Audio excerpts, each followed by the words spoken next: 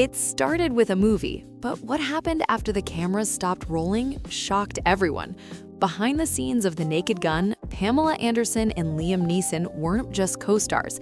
They disappeared into a quiet, private, lost week that neither of them ever talked about, until now. And the real story? It's way sweeter, way stranger, and way more unexpected than anyone imagined. From the moment Pamela Anderson and Liam Neeson stepped onto the set in The Naked Gun, people noticed something different. Their chemistry wasn't the kind you fake for a camera. It had that effortless, natural feel, the kind that makes fans start whispering long before the movie even drops. And once the promotional tour kicked off, those whispers turned into full-blown speculation. Every red carpet smile, every interview where they exchanged that little spark of eye contact, fans were convinced there was something deeper happening off-screen. But none of them knew the real reason their connection felt so genuine. Not yet. What nobody knew at the time was that Pamela and Liam's connection didn't actually begin on set. It started after filming ended. When the cameras were packed away and the crew had moved on, Pamela slipped out of Hollywood and headed to Liam Neeson's quiet home in upstate New York. And instead of a wild celebrity getaway, what unfolded was something unexpectedly gentle and surprisingly intimate. She says she had her own room, assistants were around, even family stopped by. But despite all that, the two of them fell into this soft, private rhythm. Long dinners at a tiny French restaurant where Liam introduced her as the future Mrs. Neeson, slow mornings in his garden where she trimmed a rosebush tangled with mint, and quiet moments that felt more like an old romantic film than a Hollywood fling. And then there was the moment that practically sounds scripted. Liam stepping out in a bathrobe to chase away a bear wandering near their breakfast window. It was chaotic, hilarious, and totally real. The kind of moment that tells you two people are getting way closer than anyone ever guessed. Pamela later called it their romantic lost week, a week that still feels frozen in time, and one they kept a secret until now. When Pamela and Liam stepped back into the spotlight for the film's promotion, fans weren't the only ones paying attention. The headlines were too. And almost instantly, people online began calling their sudden closeness nothing more than a PR move, a neat little trick to hype up the movie. But according to Pamela, that couldn't have been further from the truth. She later admitted she actually laughed when she saw people accusing them of staging their chemistry.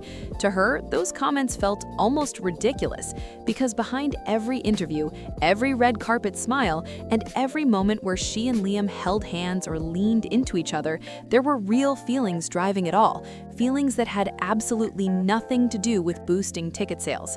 And that's what shocked people, the idea that this wasn't orchestrated or polished or manufactured by some studio team.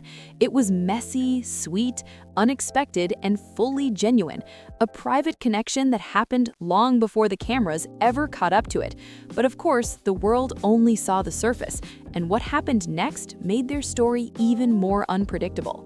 After that quiet romantic week in upstate New York, real life came rushing back in.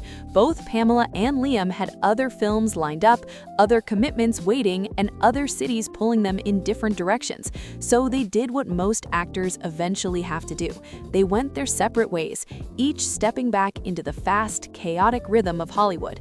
But distance didn't break their connection, because when the press tour for The Naked Gun rolled around, everything between them seemed to spark right back to life. The chemistry they tried to tuck away behind closed doors came spilling onto red carpets, interviews, and late-night shows. Fans saw them cuddling, holding hands, leaning into each other like no time had passed at all. And then there was the moment everyone talked about, when Pamela playfully swiped Liam with her Sansi lip balm live on Andy Cohen's show. It was flirtatious, unexpected, and completely unplanned.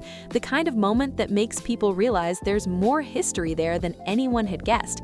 They weren't performing, they weren't pretending, they were just falling back into the same rhythm they'd found during that lost week, a rhythm the outside world was only just beginning to notice. For the first time, Pamela finally opened up about what that entire chapter truly meant, and her answer wasn't the dramatic Hollywood ending people expected. It was something far more grounded and sincere. She said she adores Liam, that she cares about him deeply, but in full honesty, they're better as friends. It wasn't a breakup, it wasn't a fallout, it was two people recognizing the kind of bond that doesn't need a label to stay meaningful. Pamela revealed that Liam has been one of her biggest supporters during this new chapter of her career.